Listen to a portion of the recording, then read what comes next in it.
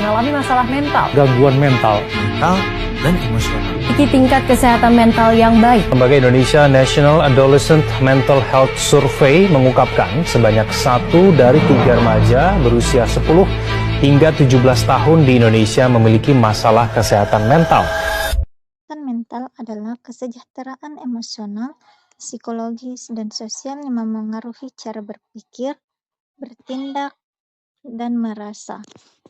Sementara, empati adalah kemampuan memahami dan merasakan perspektif orang lain. Empati yang mencakup jenis kognitif, emosional, dan walas asih, krusial untuk hubungan sosial yang kuat, mengurangi stres, dan mengatasi isolasi sehingga meningkatkan kesehatan mental. Adapun komponen dan jenis empati dalam kesehatan mental. Yang pertama yaitu empati kognitif, memahami perspektif, pikiran, dan emosi orang lain. Kedua yaitu empati emosional, berbagi dan merasakan emosi yang sama dengan orang lain.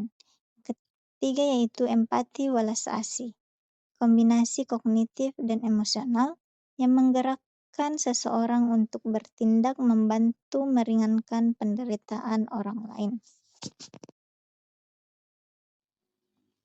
Peran empati dalam kesehatan mental yang pertama yaitu membangun hubungan sosial. Empati menciptakan hubungan yang dalam dan memperkuat hubungan sosial yang bertindak sebagai faktor pelindung terhadap depresi dan yang kedua yaitu mengurangi isolasi. Ketika seseorang mengalami masalah kesehatan mental, empati memberikan rasa terhubung dan dimengerti, memecah rasa terisolasi. Yang ketiga yaitu komunikasi dan penyelesaian konflik. Memahami perspektif orang lain memudahkan komunikasi yang lebih baik. Dan yang terakhir yaitu meningkatkan kesadaran diri. Berempati membantu seseorang mengenali dan memproses emosinya sendiri. Contoh sikap empati dalam kehidupan sehari-hari yaitu mendengarkan dengan penuh perhatian tanpa menyela atau menghakimi.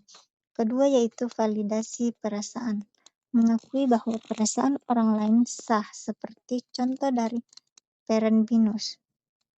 Yang ketiga yaitu menawarkan bantuan dan dukungan konkret. Dan yang terakhir yaitu menghormati perspektif orang lain meskipun berbeda. Pentingnya batasan dalam berempati. Meskipun penting, empati harus diberikan secara bijak agar tidak menimbulkan kelelahan emosional. Yang pertama yaitu empati diri sendiri. Mengutamakan kesehatan mental diri sendiri sebelum membantu orang lain.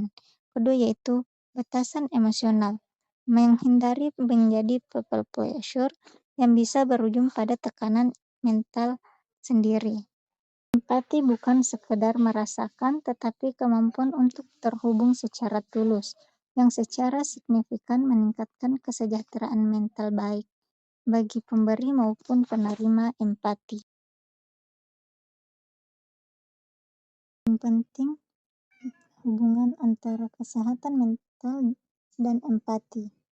Yang pertama yaitu dampak positif. Empati memperkuat ikatan sosial, memfasilitasi komunikasi yang lebih baik, dan mengurangi konflik, yang semuanya bertindak sebagai penyangga terhadap stres dan depresi. Kedua yaitu literasi kesehatan mental. Individu yang lebih empatik cenderung memiliki pemahaman yang lebih baik tentang masalah kesehatan mental, sehingga mempermudah deteksi dini dan dukungan. Ketiga yaitu manajemen empati. Untuk menjaga kesehatan mental, empati perlu diterapkan secara seimbang dengan batasan diri yang sehat, terutama saat membantu orang lain agar tidak menjadi people pleasure. Yang keempat yaitu empati kognitif dan empati emosional. Empati kognitif berperan sebagai faktor protektif, sementara empati emosional jika berlebihan dapat menyebabkan beban emosional.